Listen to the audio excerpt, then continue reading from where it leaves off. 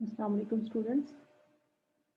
Conditional structure की दूसरी type आज हम डिस्कस करेंगे जो कि है इफ एल्स स्टेटमेंट।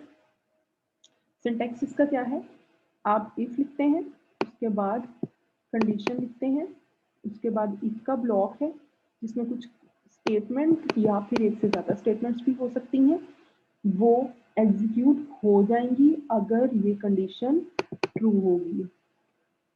उसके बाद इफ का ब्लॉक जब खत्म होता है आप लिखते हैं एल्स का कीवर्ड और फिर आता है एल्स का ब्लॉक जो कि उस सूरत में एग्जीक्यूट होता है अगर ये कंडीशन फॉल्स होती है। तो ये इसका फ्लो चार्ट है। कंडीशन इवेलुएट होगी, ट्रू हुई तो एक सेट ऑफ स्टेटमेंट्स एग्जीक्यूट हो जाएगा और अगर फॉल्स होती है तो दूसरा सेट ऑफ स्टेटमेंट्स या फिर एल्स का सेट ऑफ स्टेटमेंट्स जो है वो एग्जीक्यूट हो जाएगा और दोनों केसेस में आप यहाँ से बाहर आ जाएंगे और एल्स के ब्लॉक के बाद अगर कोई स्टेटमेंट्स हैं तो वो दोनों सूरतों में एग्जीक्यूट होंगी। सो ये है मल्टीपल स्टेटमेंट्स के केस में if condition statement 1 statement 2 statement N, फिर if clause else statement 1 statement 2 और स्टेटमेंट एन। सो ये उसी तरह इफ के तरह ही एक एग्जांपल है कि अगर ट्रू होगा तो इफ का ब्लॉक और अगर फॉल्स होगा तो एल्स का ब्लॉक, यानी कंडीशन ट्रू के केस में यहाँ पे इफ का ब्लॉक एग्जीक्यूट होगा और यहाँ पे क्योंकि कंडीशन फॉल्स है तो एल्स का ब्लॉक एग्जीक्यूट होगा।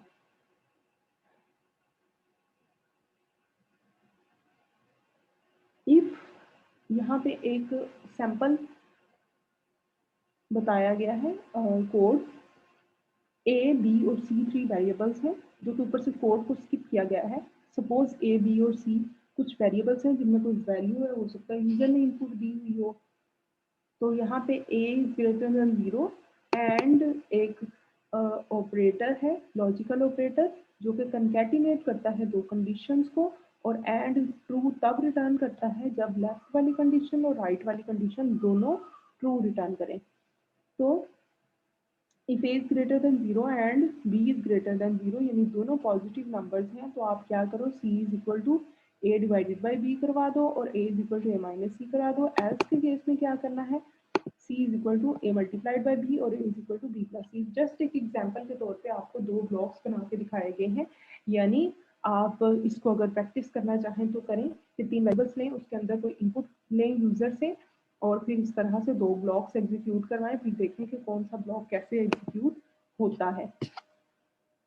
सो यहाँ पे ये जो चीज़ है ये बहुत ज़रूरी है कोडिंग के लिए कि आप कोडिंग की रीडेबिलिटी को इंक्रीज करना चाहते हैं तो आप प्रॉपर इंडेंटेशन करें। यानी जैसे लेफ्ट में जो एग्जांपल दिखाई गई है वो है अगली इफ एग्जांपल। इसमें क्या है, आपकी इंडेंटेशन प्रॉपर नहीं है, कोड दोनों तरफ सेम लिखे गए हैं, एक तरफ अगली इफ एल्स एग्जांपल है और दूसरी तरफ प्रिटी इफ एल्स एग्जांपल है। यानी आपने if A is less than B और इफ के ब्लॉक में आप एंटर हुए हैं, करली ब्रैकेट आपने कंडीशन के आगे ही लगा दी है, c is equal to a multiplied by 3, a is equal to b minus c और आपने करली ब्रैकेट क्लोज की है, एल्स उसके आगे ही लिख दिया है और फिर एल्स की एक स्टेटमेंट है। अच्छा यहाँ पे एक चीज नोट करें कि अगर किसी ब्लॉक में वो इफ का ब्लॉक हो चाहे एल्स का ब्लॉक हो, सिंगल स्टेटमेंट है तो उसके लिए करली ब्रैकेट्स लगाना जरूरी नहीं है, यानी सिंगल स्टेटमेंट आप बगैर ब्रैकेट्स के भी लिख सकते हैं। ये अंडरस्टूड होता है कि वो एल्स के ब्लॉक की ही स्टेटमेंट है। तो दूसरी तरफ देखें कि आपने कंडीशन लिखी और अगली लाइन में आपने ब्रैकेट लिखी, इसी तरह से आपने थोड़ी सी इंडेंट की, यानी थोड़ी सी आगे को करके आपने अगली दोनों स्टेटमेंट लिखी ताकि ये नजर आए कि ये स्टेटमेंट्स इफ के ब्लॉक की स्टेटमेंट्स है और फिर आपने ब्रैकेट को क्लोज किया। एल्स का कीवर्ड है और आगे एल्स का सेक्शन है। एल्स की चीजें भी हमने थोड़ी सी इंडेंट करके लिखी, यहाँ पे स्पेस छोड़ दी ताकि नजर आए कि ये एल्स का पार्ट है। सो जो राइट साइड पे प्रिटी इफ एल्स एग्जाम्पल है उसमें ऑल्दो लाइंस ऑफ कोड ज्यादा है बट रीडेबिलिटी इंक्रीज्ड है, वो पढ़ने में आसान है, जबकि अगली इफ एल्स एग्जाम्पल पढ़ने और समझने दोनों में मुश्किल है। सो यहाँ पे एक और सैम्पल प्रोग्राम है, इसमें एक इंटीजर वेरिएबल लिया गया है और फिर एक मैसेज दिखाया है एंटर अ नंबर, फिर सी इन यानी कि यूजर इनपुट करेगा वो number, then if N mod 2, ये जो परसेंट साइन आपको नजर आ रहा है ये मॉड्यूलस ऑपरेटर है, एन मॉड 2 इक्वल टू 0, जिसका मतलब ये है कि अगर कोई ऐसा नंबर है जो कि 2 पे पूरा डिवाइड हो रहा है यानी उसका रिमाइंडर 0 आ रहा है तो वो इवन नंबर है।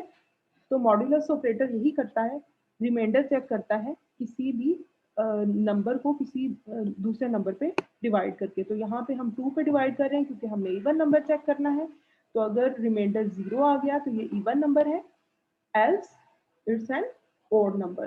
तो आउटपुट भी आपको शो की गई है कि अगर आपका ये जो प्रोग्राम है इसको आप रन करें तो स्क्रीन पे शो होगा enter a number. For example user enter करता है 20, तो फिर यहाँ पे आएंगे हम इफ की कंडीशन पे 20 मॉड्यूलस 2, 20 जो है वो 2 पे पूरा पूरा डिवाइड हो जाएगा यानी कुछ भी नहीं बचेगा, रिमाइंडर 0 आएगा, तो that means it's an even number, condition होगी ट्रू और इफ का ब्लॉक एग्जीक्यूट हो जाएगा, एल्स का ब्लॉक एग्जीक्यूट नहीं होगा। तो यही खूबसूरती है सिलेक्शन स्ट्रक्चर की या कंडीशनल स्ट्रक्चर की कि इसमें आपका जो है कोई एक ब्लॉक एग्जीक्यूट होता है मल्टीपल ब्लॉक्स में से।